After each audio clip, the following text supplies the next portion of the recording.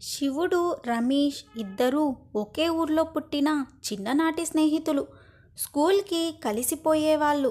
చిన్న చిన్న కుర్రవాళ్ళు చేసే చిలిపి చేష్టలన్నీ కలిసి చేసేవాళ్ళు. శివుడు గొప్ప మనసున్నవాడు. ఎవడైనా కష్టాల్లో ఉంటే ముందుగా సహాయం చేసేవాడు. అయితే రమేష్ మాత్రం లోపల చాలా స్వార్థపరుడు. కానీ అది ఎవరికీ కనిపించేది కాదు. శివుడికి మాత్రం రమేష్ అంటే పిచ్చి ఇష్టం. ఏదైనా తినిపించాలి అంటే ముందుగా రమేష్కి పెడతాడు.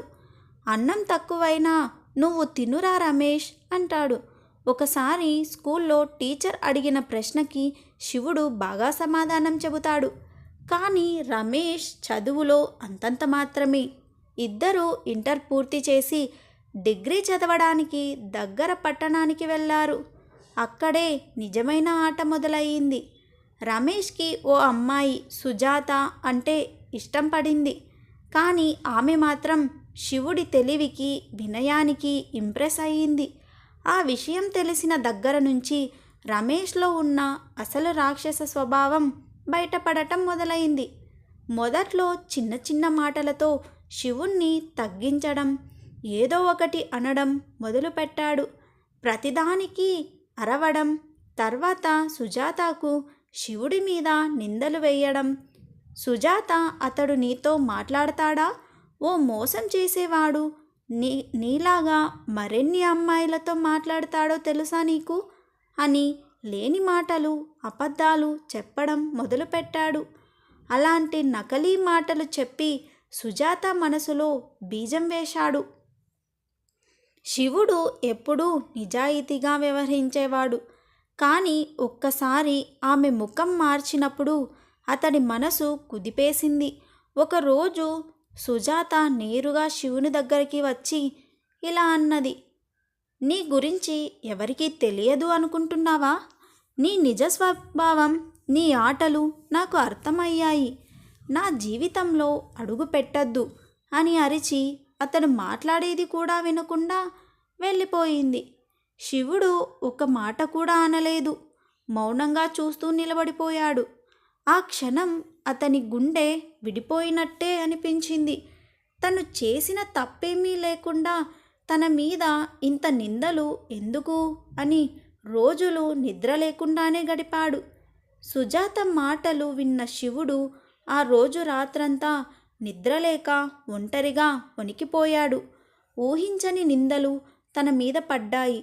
కాలేజ్లో అందరూ తన గురించి చెడుగా మాట్లాడటం మొదలుపెట్టారు.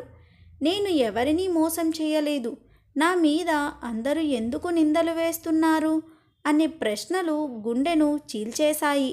అయినా శివుడు నిశ్శబ్దంగా అన్నం మానేశాడు. చదువులోనూ మనస్సు ఉండలేదు. కొన్ని రోజులు కాలేజీకి కూడా వెళ్ళలేదు.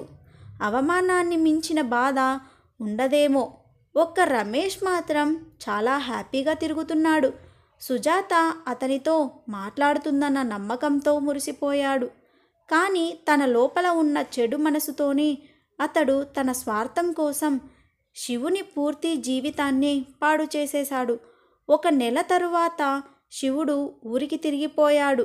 తండ్రి పొలాల్లో పనిచేస్తూ జీవితం గడిపేలా మారిపోయింది. ఒకసారి కూడా సుజాత పేరు ఎత్తలేదు. ఒకసారి కూడా రమేష్ గురించి మాట్లాడలేదు. కానీ లోపల మాత్రం ఎంతో బాధతో ఉన్నాడు. అయితే కాలం అన్నది ఎప్పుడూ ఒకేలా ఉండదు కదా. ఒకరోజు ఊరిలో పెద్ద పండుగ ఉండేసరికి ఊరికి పెద్ద పెద్ద ఉద్యోగాల్లో ఉన్న వాళ్ళందరూ వచ్చారు. అందులో ఒకడు హైదరాబాద్లో పెద్ద కంపెనీలో ఉద్యోగం చేస్తున్న మురళి అన్నాడు. మా ఆఫీసులో ఉద్యోగాలు ఖాళీ ఉన్నాయి. నీకు టాలెంట్ వాడివయ్యా శివ, నువ్వు రావా? ఆ మాటలు విన్న శివుడు ఒక్క క్షణం ఆలోచించాడు. తల్లి చేతులు పట్టుకొని ఇలా అంది, ఒకసారి ప్రయత్నించాలి కదా. ఇన్ని రోజులు నువ్వు పడిన కష్టం వృధా అవ్వొద్దు అని అంది. హైదరాబాద్ ప్రయాణం, కొత్త జీవితం. మురళి సహకారంతో శివుడు ఇంటర్వ్యూకి వెళ్ళాడు. అతని సాదాసీదా మాటలు, నిజాయితీ, పని పట్ల నిబద్ధత చూసి ఆఫీసు మేనేజరు అప్పుడే సెలెక్ట్ చేసేశాడు. అక్కడే మొదలైంది నిజమైన తిరుగుబాటు. ఆఫీసులో తక్కువ స్థాయి ఉద్యోగం నుండే మొదలుపెట్టాడు. రోజు తెల్లవారేసరికే లేచి పని పట్ల పూర్తి నిబద్ధతతో ముందుకెళ్ళాడు. 1 ఏడాదిలోనే సీనియర్ అసిస్టెంట్ అయ్యాడు. అతని జీవితం మారింది, కానీ గుండె మాత్రం ఇంకా మౌనంగానే ఉంది. ఒకరోజు సుజాత కూడా అదే కంపెనీలో ఉద్యోగానికి వచ్చింది. అప్లై చేసిన డిపార్ట్మెంట్లో మేనేజర్ ఎవరో కాదు, శివుడు. ఆమె చూస్తూ కంగారుగా నిలబడిపోయింది. ఈయనేనా శివుడు? శివుడు ఏమీ చెప్పకుండా సాదాసీదీగా పరీక్ష రాయి, ఏమైనా అర్హత ఉంటే ఉద్యోగం వస్తుంది అని అన్నాడు. పరీక్ష తర్వాత ఫలితం వెలువడింది. సుజాత సెలెక్ట్ అయ్యింది. కానీ ఆమె మాత్రం ఆ ఫలితంతో కన్నీళ్లు పెట్టుకుంది.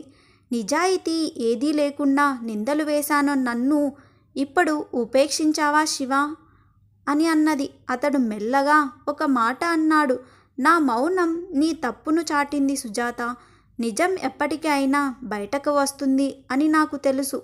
ఇంతలో ఊర్లో రమేష్ నిజస్వరూపం బయటపడిపోయింది. ఊరిలో డబ్బు కోసం అప్పులయ్యి ఒక పెళ్లి సంబంధాన్ని మోసం చేసి పోలీసులకు పట్టుబడ్డాడు. మోసాల చిట్టా బయటపడింది. శివుడి మీద వేయించిన ఆరోపణలు కూడా అబద్ధమేనని తెలుస్తోంది. ఆ వార్త వినగానే సుజాత శివుడి ఊరికి వెళ్ళి వాళ్ళ తల్లిదండ్రుల ముందే కన్నీళ్లు పెట్టి క్షమాపణలు అడిగింది. మీ అబ్బాయి నిజమైన మని, నేనేం చేస్తున్నానో తెలియక చేశాను, నన్ను క్షమించండి అని వేడుకుంది. ఒక మౌనం చెప్పిన కథ. ఊరిలో ప్రతి ఒక్కరూ శివుడి నిజాయితీకి తల వంచారు. శివుడు మాత్రం ఎప్పటిలాగానే తక్కువ మాటలు ఎక్కువ పని చేసేవాడు. ఒకరోజు సుజాత శివుడి దగ్గరకు వచ్చి మళ్ళీ ప్రేమ ప్రతిపాదన చేసింది.